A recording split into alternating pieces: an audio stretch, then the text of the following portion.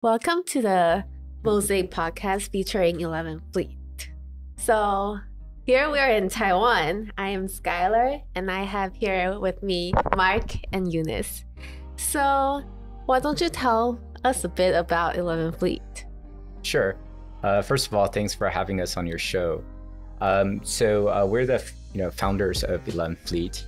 11 Fleet basically is I would say like a one-stop shop for foreign companies or entrepreneurs looking to enter Taiwan. So we are like we focus on the 0 to 1 stage companies, and we can help with your back office, your HR, accounting, recruitment needs. I would say that in a nutshell is what 11 Fleet does. Oh, so you must know a lot about foreigners and also about Taiwan, right? Sure. I mean, part of it is the reason for 11 Fleet is, although I'm of Taiwanese heritage, actually I'm Taiwanese American, and I've been here 25 years. And this business grew as a sort of an extension of my experiences doing business as a non-Taiwanese, because I don't have Taiwanese citizenship. And as such, although Taiwan has improved in the last, I'd say, 25 years, it's still not the easiest place to navigate, especially if you don't hold citizenship or if you don't speak Mandarin. So I'm guessing a lot of people would want to know a bit more about Taiwan, especially if they want to come to Taiwan to do business. So can you tell me a bit on what you think Taiwan has as an asset for foreigners to come to Taiwan? Sure. Our original premise for 11 Fleet really was that, I'd been spending my summers back in the States, specifically the Bay Area, where I grew up. And, obviously, being in the heart of Silicon Valley, you see that there's a shortage of talent, and that the salary levels, especially for engineering, are just, unbelievable, right? And so this idea really started about 3 or 4 summers ago, when I thought, obviously it's very difficult to kind of get everybody to Silicon Valley, right? And then I think it started with the idea of, okay, one, how could I take my kind of collective entrepreneurial experiences to help Taiwan? Number 2, I saw an opportunity in the market, whereas if, for example, like these young computer science grads getting paid $180,000 US straight out of school. I mean, for that amount of money, you could hire very senior programmers in Taiwan, right?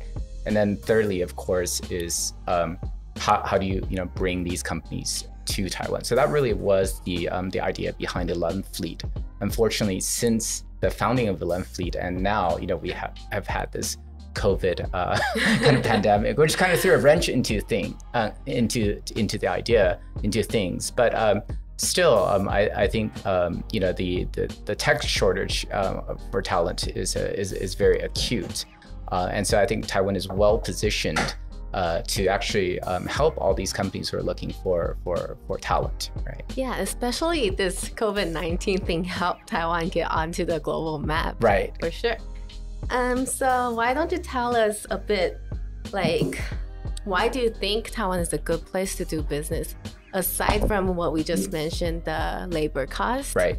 And are there any other things you think are great points? Yeah. So what kind of what we tell our prospective clients is that, from a legal perspective, Taiwan's one of the few places in Asia where, for example, if a foreign company or a foreign entrepreneur wanted to own the business outright without needing a joint venture partner, actually foreign ownership of Taiwanese companies is permitted. It's 100%, you could be 100% owner. So I think that's very unique. Yeah. And then secondly, of course, I think what we are mostly about is we believe that there's a great talent pool. So Taiwan has 23 million people.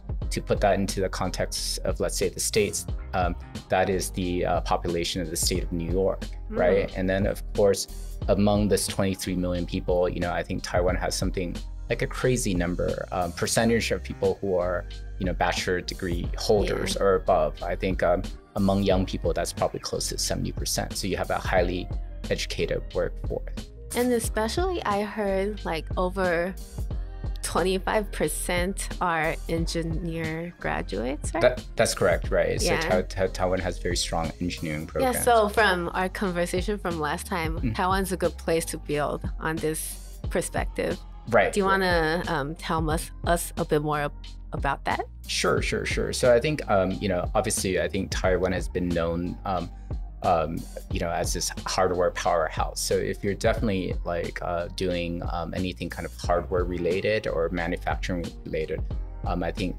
Taiwan's probably on the top of the list, right? Yeah, and I think the argument I put forth is that it's not only, so obviously, China is also very strong in manufacturing, and a lot of people look to Shenzhen. But what I tell people is that the advantage of Taiwan is actually its size or lack of physical distances. So for example, if you're kind of further south from here, if you're based in Hsinchu, then you probably have access to component suppliers and design houses is all within a 30-minute radius, right? So that makes it very, very easy. So I think definitely if you're building something hardware related, IoT related, anything manufacturing related, Taiwan makes great sense. Yeah, even if you're in Taipei and your client's in Kaohsiung, right, it only takes 2.5 hours to go from the very north to the south. Right, because of the bullet train, right? So do you have anything to talk about the prices of doing business and the cost of doing business in Taiwan? Sure. So I think, when you think about Taiwan or Taipei, your neighboring countries are probably, or your peers are probably Hong Kong, Singapore, and Tokyo. So from that perspective, when you start a business, the first thing that comes to mind is a physical premise. And so rent. So, by any measure, I think if you look at rental, Taiwan is significantly lower than Singapore, Hong Kong, and Tokyo from a rental perspective, and that also translates over to housing costs for your staff, right? So it makes sense that salary levels can be lower in Taiwan because you can stretch your dollar. Secondly, is obviously if you're building a business, is labor. Right, and so I think it's, at least in Taiwan, it's known that the wages have been stagnant for a while. I think in the last couple of years, I think this has changed. Labor prices are going up, but again, if you're comparing to not even just Silicon Valley, but just Hong Kong, Singapore, and Tokyo, Taiwan's still at a fraction of the neighboring costs, right? And I think thirdly, I think is what I think is somewhat overlooked, but is a benefit for building a business in Taiwan is, for example, in the States, right? A lot of times, when you're looking at for an employer, you're also looking at the in addition to salary, the sort of the insurance benefits and whatnot, right? So I think in many ways, Taiwan makes that very simple because we, as we operate under universal healthcare. So actually, it's you don't have to worry about locating insurance or finding insurance providers. This is all taken care of via the government, the nationalized program. So it's actually, once you figure out how to do business in Taiwan, I think it's actually very, very much standardized and very, very straightforward. I want to catch you on the healthcare part. Sure. So everyone in Taiwan, especially Taiwanese, we're really proud of the healthcare policy here. Right. Do you want to tell them about what's the difference between the healthcare policy in the US and Taiwan? Sure. I mean, I think the real benefit of Taiwan is essentially, Taiwan is by no means socialist, but when it comes to healthcare, it is a nationalized, a socialist system, right? So whether you're working, whether you're unemployed, whether you're a retiree or whether you are a student, everybody is insured under the national plan. And so I think the real benefit of this is that, it's essentially like a safety net, right? I think in the last election, in the US, Andrew Yang talked about a universal basic income. So Taiwan doesn't have a UBI, but having that national health insurance essentially serves as a floor.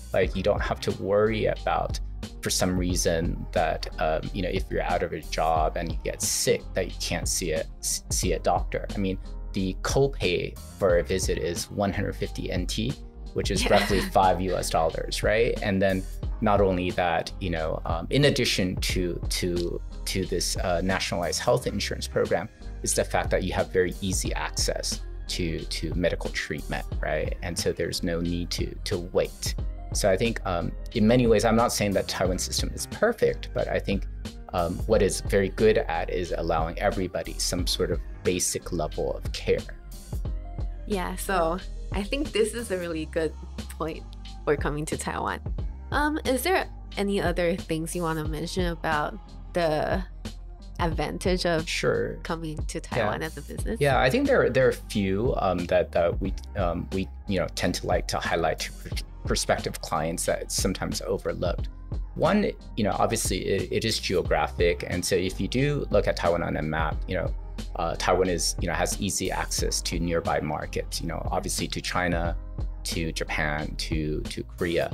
But at the same time, I would say that from a time zone perspective, actually you could even broaden this to like Australia and even New Zealand, right? Because you operate in roughly the same time zone. I think we're 3 hours apart from Sydney, right? So I think even India, right? Yeah, exactly. Yeah. So I think Taiwan makes a lot of sense in terms of like being a hub for Asia Pac, right? Secondly, I would say that what is often overlooked is that the connection to let's say North America or to these English-speaking countries, right? Because you don't feel that Taiwan is that close physically, but as you went to schooling in the States, as did I, and so did Eunice in Canada. So actually, there's this island nation, in the Pacific that's very well connected to not only the U.S., Canada, Australia, New Zealand, and the U.K. And so actually, especially out in Taipei, it's very easy to find someone with, the schooling experience from these 5 countries. And then in addition to these 5, actually there's a significant also percentage of the population that has a strong connection to Japan. So actually, if you're looking for talent, for people who have experiences in these markets, Taiwan is actually a great place, right? Secondly is that Taiwan has become very, I think, diverse, I think over the past 2 decades. One is that roughly now 5% of the population is actually non-Taiwanese origin. So of the 23 million people in Taiwan, I think there are 1 million people who are not originally from Taiwan. And the history of it, of course, was that early on, perhaps 20, 25 years ago, it started out with blue-collar workers, migrant workers or foreign workers from Southeast Asia, also a lot of kind of brides from Southeast Asia and China. But what has happened, of course, is that they've given birth, to like multi-ethnic Taiwanese, or what we like to say new Taiwanese. And so this pool of, I guess new Taiwanese actually are multicultural, right? And then more recently, I would say in the last decade, is that Taiwan has done a very good job of attracting international students. Many of them are from Southeast Asia, mostly Vietnam, Indonesia. Also a significant number have come from Africa. And then a third group is Central America. So it may not appear like on first glance to be like very logical that Taiwan would have this pool of candidates, but actually you probably could fill up an office with French-speaking staff in Taiwan or Spanish-speaking staff. Yeah, because I actually just graduated from France. Yes. Yeah, so Taiwan do have some double degrees with like some European schools. That's pretty cool. Right. Yeah. So I guess we've heard Mark told us a lot about the good part of doing business in Taiwan. So Eunice, do you have anything you want to add? I think just being in Taiwan in general, I think it's a pleasant place to be. Comparing to other places that I've been to, I think the people here are generally, I always say Taiwan's like the Canada of Asia. Everybody here is so nice, so friendly, so welcoming. And yeah, it's just a nice place to be in general. Yeah, my boss is from Germany. He's been here in and out for 10 years and he still can speak a bit of Chinese and he still lives here. That's how easy it is. Yeah, that's okay too, right? You get by. So work is of course important. So living is also important in Taiwan. So if foreigners come to Taiwan, they work here. What is it like for them to live here?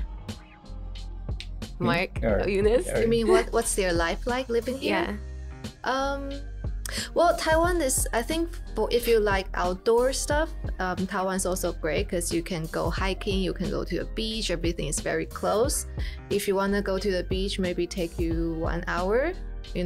Hiking everywhere around, if you live in Taipei, everywhere around Taipei is all the mountains, right?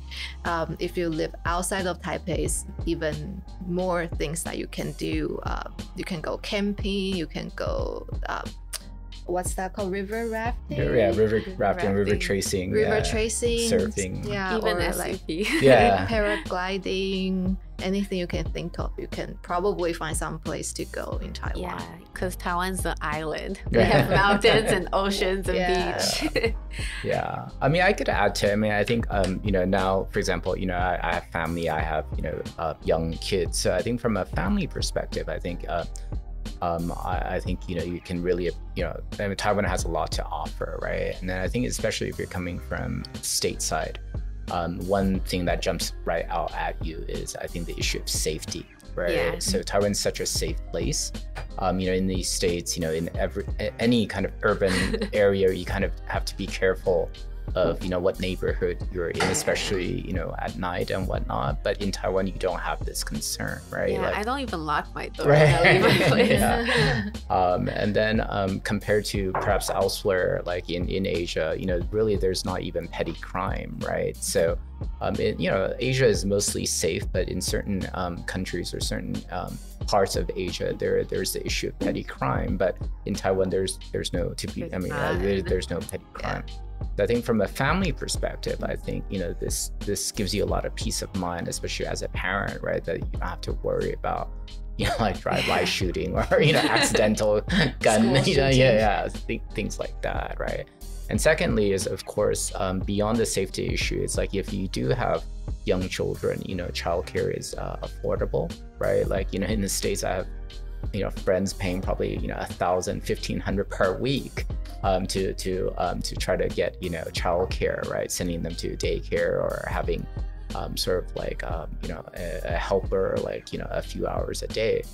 In Taiwan, like $1,000 is probably gonna be like childcare, and that's you could outsource it completely, right? So I think from that perspective, when you have family, Taiwan is a very good place to be. It's easy to outsource, or it's easy to hire. And also we have American schools that like your children can go to if you come to Taiwan. Right. Yeah. So Taiwan has, I think now, like 22 international schools, and then there are also bilingual schools. And again, they're kind of expensive by local standards, but when you kind of compare them to day school tuition or boarding school tuition or just private school tuition in the States or even within the region, actually they're quite affordable. So especially, if you're here on assignment and you're getting sort of like an expat kind of salary or a kind of a, global salary, then like the schooling part is also a great benefit, that you get top-notch education, but probably at a discount to what you'll be paying at home. Yeah. So Mark, you've come back to Taiwan for how many years? Since 1996, right? So that's 25. Okay, well, it's not. So, what is it that Taiwan has that the U.S. doesn't have that you like a lot? That what Taiwan doesn't have, or Taiwan has, but the U.S. doesn't. Okay, I mean, like I said, not anything like an item. Especially, I think after I've had kids, I think this peace of mind, safety, right? Like it has, it's probably like priceless, right? To not have to worry about Especially because I was taking my kids back, pre-COVID for the summers. I think, especially after I had kids, I think I appreciate Taiwan more. That it's just a safe place to raise kids, right? Yeah. What I like the most is the transportation. Oh, okay. So we have buses, we have MRTs, trains that goes everywhere. Yeah. And even the buses, you only have to wait like 10 minutes max to go anywhere that you want. So when I was in California, I had to take car to the subway and then take another train. Yeah. Oh my God, that's so much work. Yeah. But in Taiwan, basically you just type where you want to go in Google Map, and it's like, you go there super easily. Even if you take Uber, it's gonna be like 500 NT max, which is how many in US dollars? Like $16, $17. Yeah, super cheap. Yeah. So another thing, my favorite is the food. Right. Do you agree? I do agree. Okay, then you can talk a bit about that. Oh, first of all, I also really enjoy the convenience of Taiwan, except for, other than transportation, just convenience in general. If you need to go to the government to get anything done, it's quite easy to get to. That's the faster. 7-Elevens here have everything. If you don't bring anything and decide to go on a trip, you can buy your underwear in 7-Eleven, toothbrush, face wash, everything you need. And it's open 24 hours. Yeah, it's so easy. The food here, I really do love Taiwanese food. The soup dumplings, the stinky tofu, the duck blood. Maybe some people get a bit scared about, hearing about blood, but it's so delicious if you try it. So you can also find like American food here, French food. So even if you feel a bit homesick, you don't have to worry about that either, right? Yeah. So the convenience is good for Taiwan, but you can also find whatever you need that you think you couldn't find in Taiwan. I think that concludes today. Do you have anything to add that you like about Taiwan? No, I mean, I was just going to add, I guess I've been here so long, I've taken the point about the transportation for granted. But yeah, you're right. I mean, I think, Taiwan's, especially Taiwan's high-speed rail or its bullet train system is really just world-class, right? I mean, it's clean, it's efficient. It gets you from, as you say, Taipei to Kaohsiung, which is close to 400 kilometers. You probably do it in less than two hours on the express, right? And I think, especially for people who are looking to make the move to Taiwan, I think, like in California, right, everyone needs kind of a car.